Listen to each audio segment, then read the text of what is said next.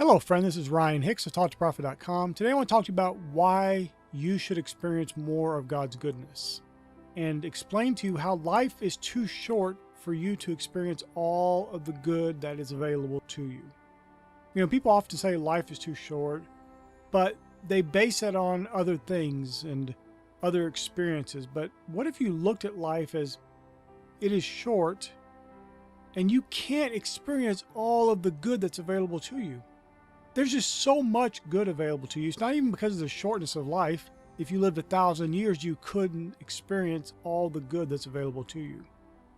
Oftentimes people are going through life and they're expecting a little here and a little there and just enough over here and just enough over there, and not the fullness of the blessings of the gospel of Jesus Christ, the fullness that is available to you freely right here and right now. Now, this is not popular. You would think, well, why wouldn't it be? This is a blessing of God. Why wouldn't we want to receive more of God's goodness? But there are so many people who have financial interest in you not having enough and you barely getting by. From governments, from preachers, people who have things to sell you to make you get more money or give you some hope of getting more money. There's so many people who have their hands out to get money from you and keep you down. And this isn't even necessarily consciously they're doing this. Some people are, of course, and there are some corporations and stuff that are. They certainly have a financial agenda and they know it, but there are many people, such as many preachers, who just are preaching what they've been told. And they've never thought about it. They never spent a second of their day thinking about it. They're just preaching what they told. They don't dare to venture off into the goodness of God because they know it goes against their denomination or their membership or their board or whoever they answer to, which is not God.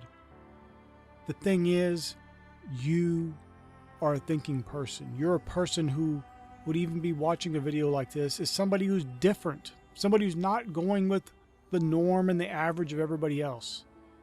You're not just accepting mediocrity as the way of life, as the only way there is. And suffering and misery and failure, that's just the way life has to be. You know there's more.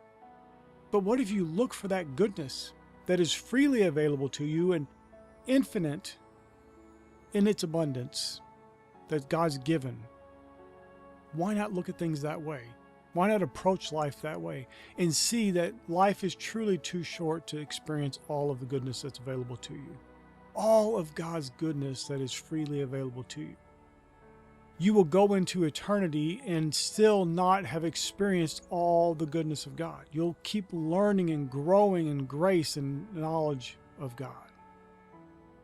At one point in eternity, the whole world will be full of the knowledge of the Lord, the glory of the Lord.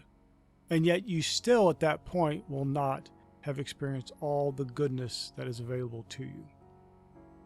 And in this life, it's even more obvious because you have these contrasting experiences, things that you've experienced in life that were negative, that were contrary to what you wanted, that were not the goodness that you were expecting, or maybe weren't expecting, but were hoping for, but you weren't in that expectant, faith-filled mentality to be able to receive it. Why not open your heart today to receive freely? Receive freely of the goodness of God. Just tell Him prayerfully, Father, I receive of your goodness today. I thank you that ever before me lies goodness, that every step I take is another on the path of your goodness, your grace, your abundance. And I freely receive all of your riches and glory. I freely receive of your abundance. I freely and graciously accept your abundance, your goodness, your blessing in my life. And walk in that. Truly be a person who has received and walk in that boldness of faith, boldness of character, knowing that you have the goodness of God on your side, knowing that everywhere you go, you're experiencing more of God's goodness. Whatever that may be, it may be something small, it may be something big, but wherever you go, you're experiencing more of God's goodness and grace. And this isn't some limited thing, some limited time. Well, maybe for a few hours I'll experience God's goodness. No, from now on, all the days of your life. Walk in that faith. Believe boldly. When you wake up in the morning, choose this day that you will serve God. Choose this day that you will experience more of His goodness, and you will be receptive and ready to receive it and looking for it everywhere you go. You're looking for the opportunity to receive more of His goodness. You're looking for the opportunity to receive more of His blessing. You're not shunning and turning aside from His goodness and blessing when it's standing right before you, presenting itself to you, and you turn to the right or left. No, you go forward and receive it freely. My friend, it's available to you today. If you keep letting the world teach you how to talk, you keep talking about the negative things, talking about things you don't want, talking about this bad thing happened and that bad, and you just keep down that path, you're shutting out the goodness of God from your life.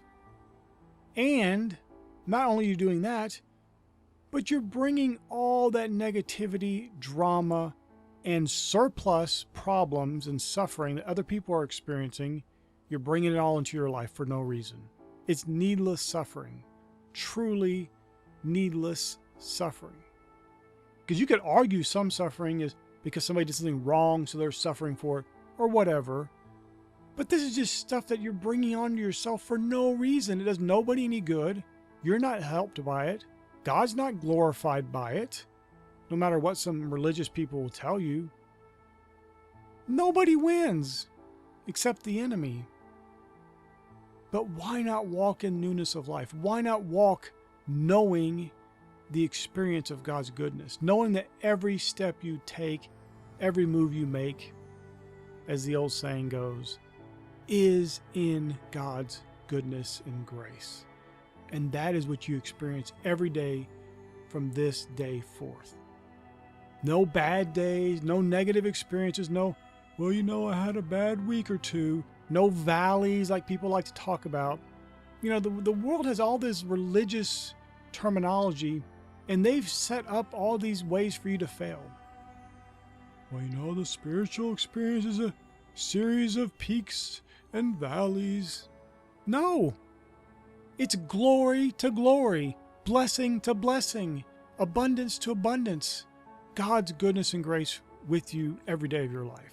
You don't have to go into a valley and suffer and have failure and misery and mediocrity, and then have some good times, and then back down into the valley again to suffer and be miserable and pathetic.